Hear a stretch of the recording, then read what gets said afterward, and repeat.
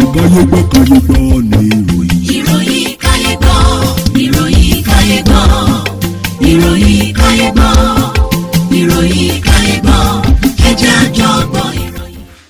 Abúlé dàsìkò yìí ní gbogbo ibi tí ẹ ti ń gbọ́ mi ìròyìn Kayegbo ló mọ́ sí ti gbẹ̀yìn láti kàn ní jíkẹ́ alára.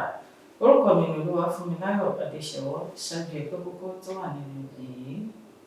Àwọn ọlọ́pàá ti dóòlà ọmọ ọdún 5 tí bàbá rẹ̀ dè mọ́lẹ̀ fún ọjọ́ 7. Iná gbé ọkùnrin kan ní ìlú Èkó látàrí ẹ̀kún omi.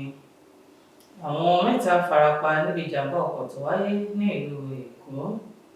Wọ́n ti sọ dírẹ́bà kan sí ẹ̀wọ̀n ọdún 12 nítorí tí ó ṣekú pa òṣìṣẹ́ àjọ LASTMA kan. Kí tó tẹ̀síwájú nínú ìròyìn yìí, ẹ jẹ́ kí a dé òkè lọ́hùn fún ìpolówó ọjà.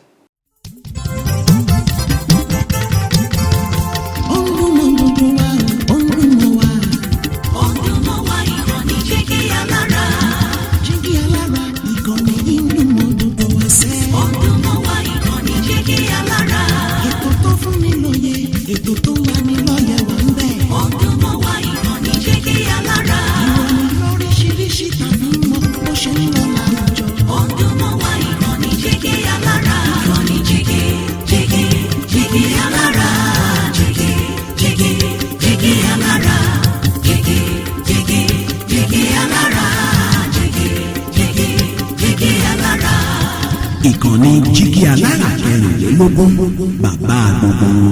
Ẹ káàbọ̀ padà láti òkè lọ́hùn-ún, ìròyìn wọn rèé lẹ́kùnrẹ́rẹ́. Àwọn ọlọ́pàá ti dóòlà ọmọ ọdún 5 tí bàbá rẹ̀ dè mọ́lẹ̀ fún ọjọ́ 7. Ikọ̀ ọlọ́pàá ti ìpínlẹ̀ Bauchi ti dóòlà ọmọ ọdún 5 tí wọ́n dè mọ́lẹ̀ láti ọwọ́ bàbá rẹ̀ fún ọjọ́ 7 láì jẹun. Ìdóòlà náà ló wáyé látàrí ìtalólobó láti ọ̀dọ̀ alábàágbé wọn kan. Ìṣẹ̀lẹ̀ náà ló wáyé ní agbègbè Gwalanga Mayaka ní ìpínlẹ̀ Bauchi.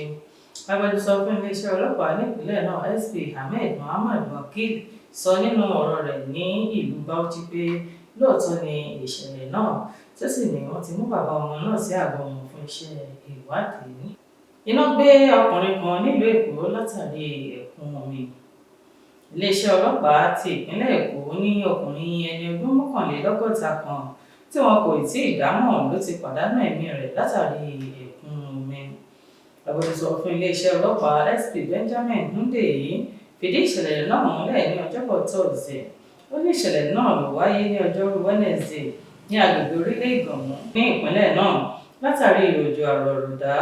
Ọkùnrin náà ni wọ́n ní ó di òpó iná ojú títì mú nítorí ẹ̀kún omi tí iná náà sì tara ibẹ̀ gbé tí ó sì gbẹ́mìí mì.